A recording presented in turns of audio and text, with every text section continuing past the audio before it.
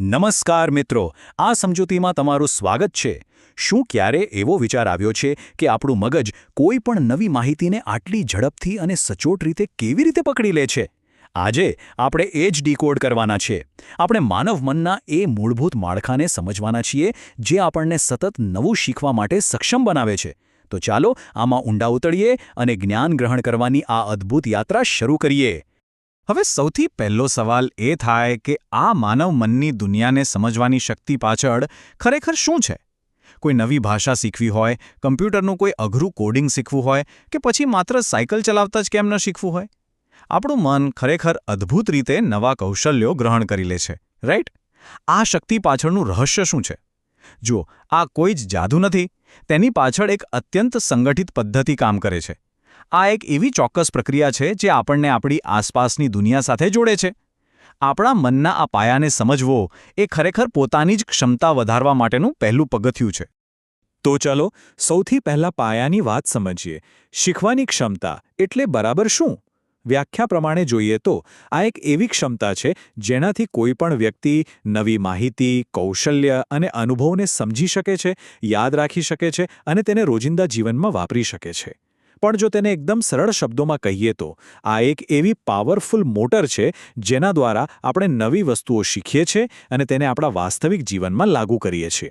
આ માત્ર કોઈ પુસ્તક વાંચી લેવા કે ગોખી લેવા પૂરતું મર્યાદિત નથી, પરંતુ આપણા દરેક નવા અનુભવને આત્મસાત કરીને તેને આપણા વ્યક્તિત્વનો હિસ્સો બનાવવાની એક આખી જીવંત પ્રક્રિયા છે. હવે આ સ્લાઇડ વિશે સૌથી રસપ્રદ વાત એ છે કે આ જ્ઞાન પ્રાપ્ત કરવાના માળખાના 4 સ્પષ્ટ અને મજબૂત સ્તંભો છે. ચાલો એક પછી એક તેને સમજીએ. પ્રથમ સ્તંભ છે સમજવાની ક્ષમતા, એટલે કે કોઈ પણ નવી વસ્તુ કે માહિતીને તેની સાચી અને મૂળ રીતે પકડવી. બીજો સ્તંભ છે યાદ રાખવાની ક્ષમતા, જેનો સીધો અર્થ એ છે કે એ શીખેલી બાબતને મગજની હાર્ડ ડ્રાઈવમાં લાંબા સમય સુધી સુરક્ષિત રાખવી.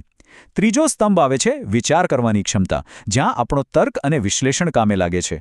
અહીં માહિતીનું બરાબર પ્રોસેસિંગ થાય છે. અને ચોથો અને કદાચ સૌથી મહત્વપૂર્ણ સ્તંભ છે લાગુ કરવાની ક્ષમતા. સીધી વાત છે, જો શીખેલી માહિતીનો સાચા સમયે અને સાચી જગ્યાએ ઉપયોગ જ ન કરી શકીએ તો આગળના ત્રણેય સ્તંભોનો કોઈ અર્થ જ નથી રહેતો, બરાબર ને? અને આ બહુ જ સુંદર રીતે દર્શાવે છે કે કેવી રીતે આ 4 સ્તંભ વાસ્તવિક જીવનમાં કામ કરે છે. ચાલો આખી વાતને એક જીવંત ઉદાહરણથી સમજીએ. ધારો કે એક બાળક ગણિતમાં ગુણાકાર શીખી રહ્યું છે. શરૂઆતમાં કદાચ એ બહુ કંટાળાજનક લાગે, પણ પહેલાં તો એ બાળક ગુણાકારના મૂળ ખ્યાલને સમજશે.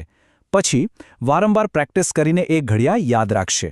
પણ આ જ્ઞાનનો અસલી જાદુ ત્યારે દેખાય છે જ્યારે તે જ બાળક બજારમાં જાય છે, પોતાની મનપસંદ વસ્તુ ખરીદે છે અને એ ગુણાકારનો ઉપયોગ કરીને એકદમ સાચો હિસાબ કાઢે છે. જુઓ, આ રીતે માત્ર ચોપડીનો એક ગાણિતિક ખ્યાલ સીધો જ એક અત્યંત ઉપયોગી વ્યવહારિક સાધન બની જાય છે. છે ને કમાલ? આપણે આખું માળખું તો બરાબર સમજી ગયા, પણ હવે પ્રેક્ટિકલ સવાલ એ છે કે આ પાયાને વધુ મજબૂત કઈ રીતે કરવો? જાણે મગજનું કોઈ નવું સોફ્ટવેર અપડેટ કરવાનું હોય તેમ. આ 5 આદતો અપનાવવી ખરેખર ખૂબ જ જરૂરી છે. સૌથી પહેલાં નિયમિત અભ્યાસ એટલે કે સતત પ્રેક્ટિસ, જે આપણી મેમરીને એકદમ સતેજ રાખે છે. પછી છે પ્રશ્ન પૂછવાની ટેવ અને નવી વસ્તુઓ પ્રત્યેની ઉત્સુકતા. આ 2 વસ્તુઓ આપણી સમજવાની અને વિચારવાની ક્ષમતાનો સતત વિસ્તાર કરે છે, કારણ કે જેટલા વધુ પ્રશ્નો તેટલું વધુ સ્પષ્ટ જ્ઞાન.